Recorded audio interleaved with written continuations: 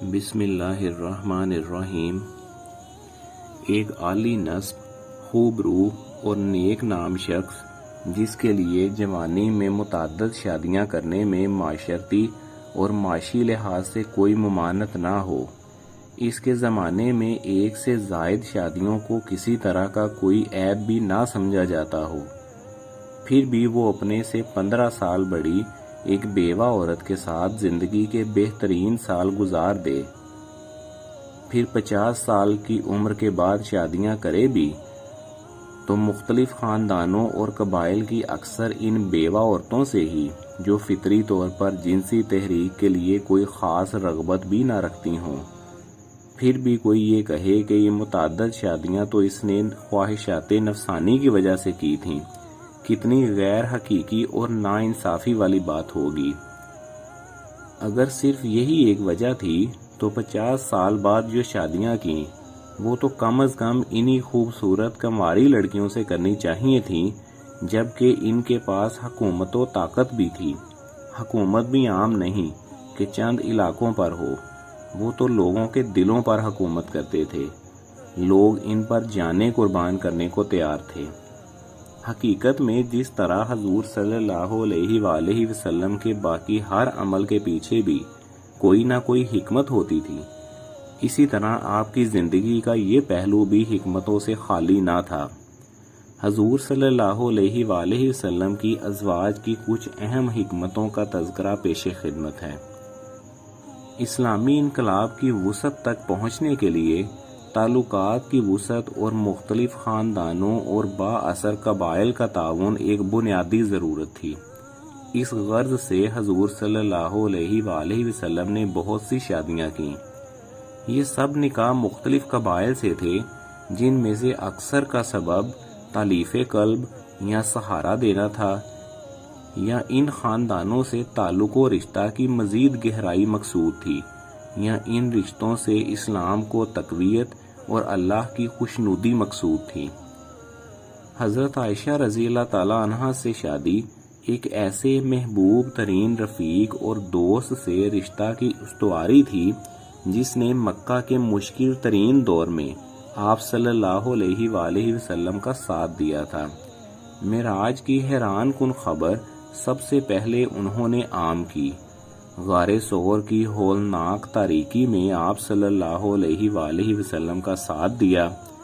انہوں نے آپ صلی اللہ علیہ وآلہ وسلم پر اپنی ہر متاع عزیز لٹانے کی کوشش کی، جو آپ کے اولین جانشین ہوئے اور مزاج نبوت کے حامل صحابی اور رفیق رسول تھے۔ ان کے ساتھ رشتہ کا تعلق قائم کرنا ان کے احسانات اور محبت کا قلبی و عملی اعتراف تھا۔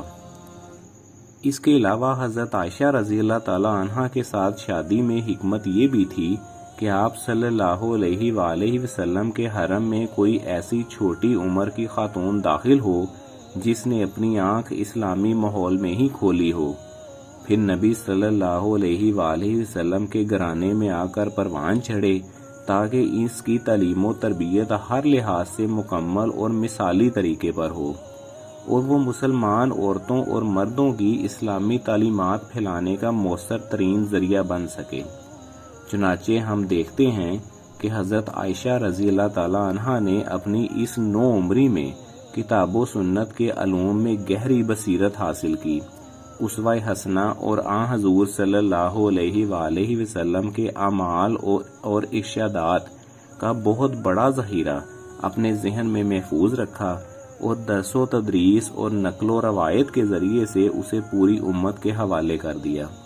حضرت عائشہ رضی اللہ تعالی عنہا کے اپنے اقوال و آثار کے علاوہ ان سے 2210 مرفوع احادیث صحیحہ مروی ہیں، اور حضرت ابو ہریرہ رضی اللہ تعالی عنہ کو چھوڑ کر صحابہ اور صحابیات میں سے کسی کی بھی تعداد حدیث اس سے زائد نہیں ہے۔ اسی طرح حضرت عمر رضی اللہ تعالی عنہ کی صاحبزادی حضرت حفصہ رضی اللہ تعالی عنہ سے شادی کی جو بیوہ تھیں۔ ان کے شوہر خنیس بن حذافہ رضی اللہ تعالی عنہ جنگ احد میں شہید ہوئے تھے، تو حضرت عمر رضی اللہ تعالی عنہ ان کی بیوہ ہو جانے سے بہت پریشان ہو گئے، اور چند اکابر صحابہ کرام سے اس کا تذکرہ بھی کیا تاکہ کسی مناسب جگہ نکاح ہو جائے، لیکن انہوں نے اس کا کوئی جواب نہ دیا، یہاں تک کہ خود حضور اکرم صلی اللہ علیہ وآلہ وسلم نے ان سے نکاح کر لیا۔ یہ رشتہ حضرت عمر رضی اللہ تعالیٰ عنہ سے تعلق کی مزید گہرائی کا ذریعہ بن گیا اور ان کی دل جوئی اور معاونت کا سبب بھی بنا۔ اسی طرح اسلامی تحریک کے درجہ اول کے دو اہم ترین صحابہ سے حضور صلی اللہ علیہ وآلہ وسلم سے رشتہ کا قریب ترین تعلق پیدا ہو گیا۔ ظاہر ہے کہ نکاح برائے عشرت اس طرح کے نہیں کیے جاتے، یہ صریحاً تعلقات کی مضبوطی، گہرائی، امداد و تعاون، تالیف قلب، اعتراف خدمت اور سہارا دینے کے لیے دکھائی دیتے ہیں۔ اپنی پہلی شادی اپنے بھرپور عالم شباب میں ایک 40 سالہ بیوہ خاتون سے کر کے آپ صلی اللہ علیہ وآلہ وسلم نے اپنے اوپر کسی جنسی غلبے کی مکمل نفی کر دی تھی، جو ہمارے مستشرقین کے دماغ پر بالعموم سوار رہتا ہے۔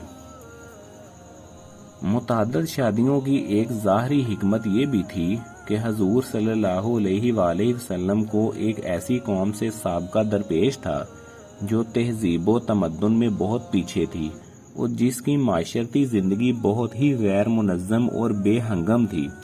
حضور صلی اللہ علیہ وآلہ وسلم کے پیش نظر اس قوم کی تربیت تھی اور ان کے گھرانوں تک اسلامی قوانین و تعلیم پہنچانے کا ذریعہ یہی امہات المومنین تھیں۔ امہات المومنین ہی دوسری مسلمان خواتین کی تعلیم کا ذریعہ بنی۔ حضور صلی اللہ علیہ وآلہ وسلم کی ذاتی اور گھریلو زندگی کے معمولات امہات المومنین خصوصاً حضرت عائشہ رضی اللہ تعالیٰ عنہ کے ذریعے ہی امت کے سامنے آئے۔ پہلے جنگ بدر اور پھر جنگ احد میں بہت سے صحابہ شہید ہوئے، نصف سے زائد گھرانے بے آسرا ہو گئے، بیوگان اور یتیموں کا کوئی سہارا نہ رہا۔ اس مسئلے کو حل کرنے کے لیے نبی کریم صلی اللہ علیہ وآلہ وسلم نے اپنے صحابہ کو بیوگان سے شادی کرنے کو کہا۔ لوگوں کو ترغیب دینے کے لیے آپ صلی اللہ علیہ وآلہ وسلم نے حضرت سودا، حضرت ام سلمہ اور حضرت زینب بنت خزیمہ رضی اللہ تعالیٰ عنہ سے مختلف اوقات میں نکاح کیے۔ آپ کو دیکھ کر صحابہ کرام نے بیوگان سے شادیاں کیں، جس کی وجہ سے بے آسرا گھرانے آباد ہو گئے۔ حضرت سودا رضی اللہ تعالیٰ عنہ کا شوہر فوت ہو چکا تھا اور یہ مشرک قوم کے درمیان رہائش پذیر تھیں۔ یہ 50 سال کی عمر، اوپر سے بیوہ، اس قابل نہیں تھیں کہ کوئی ان سے شادی کرتا اور ان کا معاشی اور معاشرتی سہارا بنتا۔ اپنے گھر جاتی تو ان کے گھر والے کفر پر قائم تھے اور جیسے دوسرے مومنین کو وہ اذیتیں دے رہے تھے، انہیں بھی اذیتوں میں مبتلا کر دیتے اور دوبارہ کفر میں داخل کرنے پر زبردستی کرتے۔ چنانچہ آپ صلی اللہ علیہ وآلہ وسلم نے ان سے نکاح کر لیا۔ حضرت ام سلمہ رضی اللہ تعالیٰ عنہ کے شوہر بھی جنگ احد میں شہید ہو گئے تھے۔ انہوں نے اور ان کے شوہر نے اللہ کے راستے میں بہت صعوبتیں اور تکلیفیں برداشت کیں۔ ان کا یوں بے یار و مددگار رہ جانا بہت بڑا حادثہ تھا۔ حضور اکرم صلی اللہ علیہ وآلہ وسلم نے بچوں سمیت ان کے سہارے کے لیے ان سے نکاح کر لیا۔ اسی طرح حضرت زینب بنت خزیمہ رضی اللہ تعالیٰ عنہ سے نکاح کیا۔ ان کے شوہر بھی جنگ احد میں شہید ہو گئے تھے۔ اس قبائلی معاشرے میں آپ صلی اللہ علیہ وآلہ وسلم نے مختلف قبائل کی خواتین سے نکاح کے ذریعے ان قبائل سے اپنے معاشرتی تعلقات استوار کیے، جس سے بہت سی قبائلی دشمنیاں آپ صلی اللہ علیہ وآلہ وسلم کے خلاف سرد پڑ گئیں۔ عربوں میں دستور تھا کہ جو شخص ان کا داماد بن جاتا تھا، اس کے خلاف جنگ کرنا اپنی عزت کے خلاف سمجھتے تھے۔ جناب ابو سفیان رضی اللہ تعالیٰ عنہ اسلام لانے سے پہلے حضور صلی اللہ علیہ وآلہ وسلم کے شدید ترین مخالف تھے، مگر جب ان کی بیٹی ام حبیبہ رضی اللہ تعالیٰ عنہ سے حضور نبی کریم صلی اللہ علیہ وآلہ وسلم کا نکاح ہوا تو یہ دشمنی کم ہو گئی۔ اسی طرح حضرت جویریہ رضی اللہ تعالیٰ عنہ کے والد قبیلہ معطلق کے سردار تھے، یہ قبیلہ مکہ مکرمہ اور مدینہ منورہ کے درمیان رہتا تھا۔ حضور صلی اللہ علیہ وآلہ وسلم نے اس قبیلہ سے جہاد کیا، ان کا سردار مارا گیا۔ حضرت جویریہ رضی اللہ تعالیٰ عنہ قید ہو کر آئیں، ان سے حضور صلی اللہ علیہ وآلہ وسلم نے نکاح فرمایا۔ ان سے نکاح کے نتیجے میں مسلمانوں نے بنی المطلق کے سب قیدی رہا کر دیے اور وہ بعد میں سب مسلمان بھی ہو گئے۔ اسی طرح حضرت صفیہ رضی اللہ تعالیٰ عنہ سے شادی ہوئی۔ خیبر کی لڑائی میں حضرت صفیہ رضی اللہ تعالیٰ عنہ قید ہو کر آئیں۔ یہ حضرت ہارون علیہ السلام کے خاندان سے تھیں اور مشہور یہودی سردار حی بن اخطب کی صاحبزادی تھیں۔ ان کا شوہر مارا گیا تھا۔ حضور صلی اللہ علیہ وآلہ وسلم نے ان کو لونڈی بننے نہیں دیا بلکہ ان کو آزاد کر کے نکاح کر لیا۔ ان کے ذریعے یہود کے قبیلوں میں اسلام کے اچھے اثرات پھیلے۔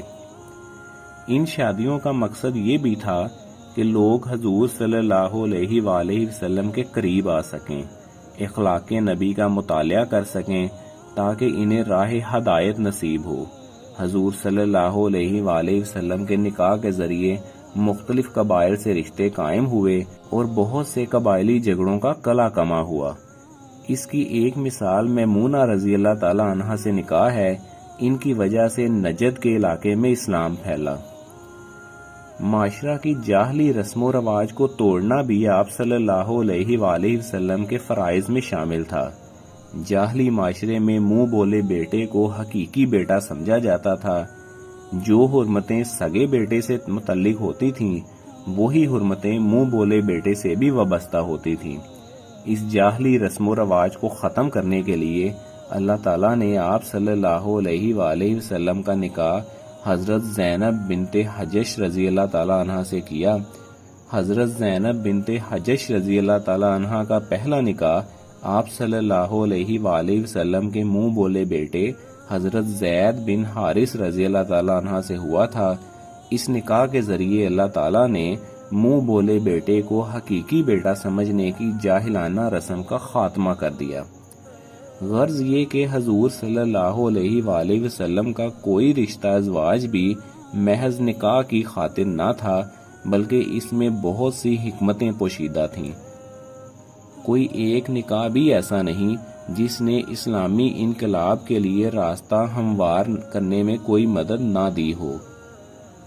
اس لیے بے شمار دینی، تعلیمی اور دیگر مصلحتوں اور حکمتوں کی بنیاد پر اللہ تبارک و تعالیٰ کی جانب سے بھی یہ اجازت خاص آپ صلی اللہ علیہ وآلہ وسلم کے لیے ہی تھی۔